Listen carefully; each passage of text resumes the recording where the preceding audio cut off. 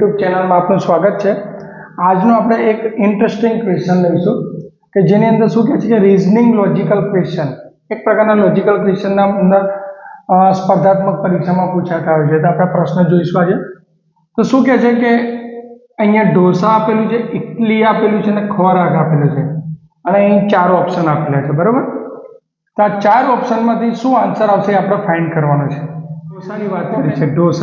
Dosa શામાં use થાય? ખોરાકની અંદર। તો તમે લોકો શું કરશો? ધારો કે ઢોસા છે તો ઢોસા તરીકે આપણે ડી લઈએ અને એક રાઉન્ડ કરી દો। પછી પૂછ્યું છે ઇડલી, તો ઇડલીને શું કરશો તમે? આમ કરીને આઈ પાડ દો અને આ શું છે? ખોરાક। તો ખોરાક ક્યાં આવશે? ફૂલ રાઉન્ડમાં। તો ખોરાકની અંદર આવ્યું ઢોસા અને ઇડલી।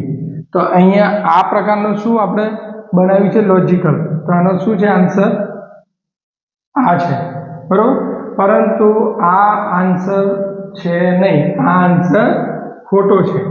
કારણ કે ઢોસા છે એ હંમેશા ખોરાકની અંદર આવે, પરંતુ અહીંયા શું પૂછ્યું છે? ઇડલી પૂછ્યું છે, ઇડલી નથી પૂછ્યું। શું પૂછ્યું છે?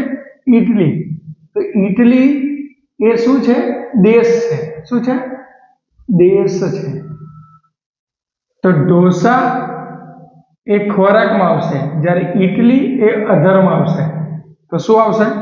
આ ખોટું આવશે। તો સાચો આન્સર શું આવશે? તો ઢોસા કઈ રીતે આવશે? ડી એટલે ઢોસા એ શામાં આવશે? તો ખોરાકમાં।